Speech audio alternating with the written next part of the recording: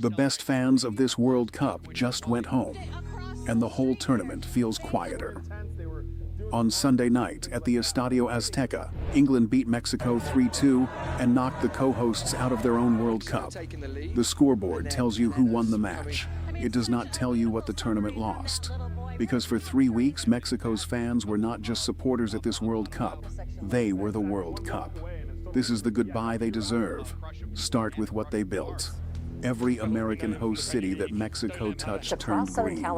Los Angeles, as Mexico Houston, wins its first Guadalajara, knockout round match Mexico in the City. World Cup. This Entire is Huntington streets, Park, and entire Desmond Shaw stadiums, is live above it entire all in days SkyCal. painted in one color. Pundits ran out of ways to describe it.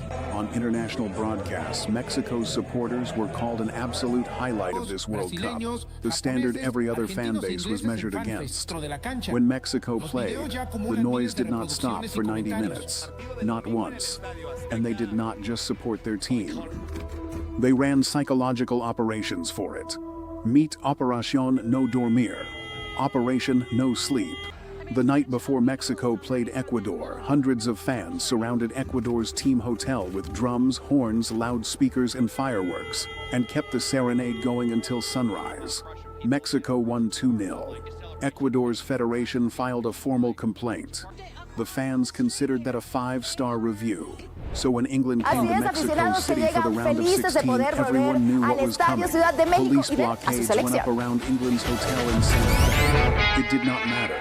The drums found a way. The horns found a way.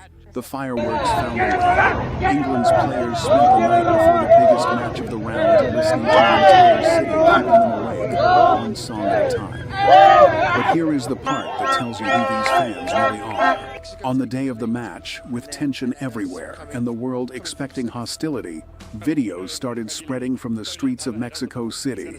Mexican and English fans singing together. Después de que durante la llegada de la selección inglesa se registraran abucheos y un ambiente intenso alrededor del hotel de concentración, horas más tarde comenzaron a aparecer videos mostrando a mexicanos e ingleses cantando. From the booze to the hugs, the most unexpected image of the World Cup. Rivals on the pitch, friends outside it. That line went around the world in an afternoon. Then came the night at the Azteca, the most famous stadium in the Americas, the cathedral where Pelé and Maradona were crowned, packed beyond capacity for the biggest home match in Mexico's history.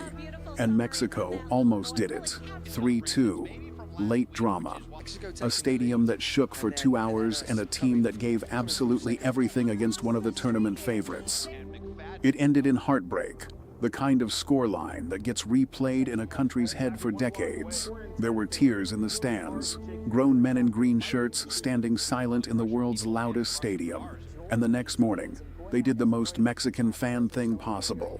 They kept singing, they thanked the team, they cleaned up, and started the long walk because this fan base never needed a trophy to justify itself. They came to show the world what football sounds like in Mexico, and for 3 weeks, every host city in America got to hear it.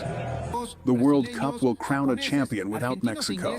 But ask anyone who stood in one of those stadiums, anyone who heard the Azteca at full volume, anyone who got serenaded at 3 in the morning outside a team hotel. The tournament's heartbeat just flew home in a green shirt. This has been Culture Shock FC. Subscribe and stick around because the stories of this World Cup are not done yet.